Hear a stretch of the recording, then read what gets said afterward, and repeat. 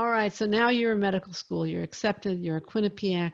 What have you liked best about your medical school experience so far? So I'm going to talk about pre-COVID because, Yeah, okay. Fair enough. Fair enough. Pre-COVID. Okay. but post-COVID now is actually a little bit better. So I'll touch on that right after. So Sounds good. pre-COVID, I think the first 2 weeks of medical school, I had this like unreal feeling of like, this is actually happening.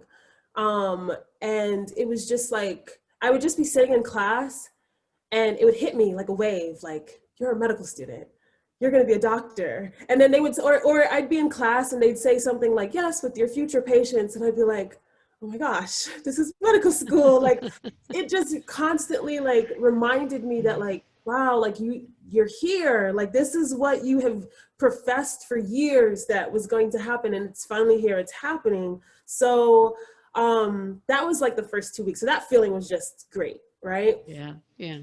But then we started getting into, so the nice thing about Quinnipiac is as first and second years, you're required to do 4 hours a week of clinical experience. So I specifically stated that I wanted to be in an underserved community, and they met that ask, which was Yeah. amazing. So getting to go into clinic 4 hours a week and see patients and interact with patients, and then having like patients from like similar backgrounds as me and stuff, like that experience was just unreal, because here I am, like I'm doing exactly what I said I wanted to do. I wanted to be in an underserved setting. I wanted to have those experiences with people where like I understood them. And there would be times where I would just understand like without them even having to explain like what was going on. And I was able to advocate for people and say things that like, no, maybe, and it was like, wow, like this is happening already.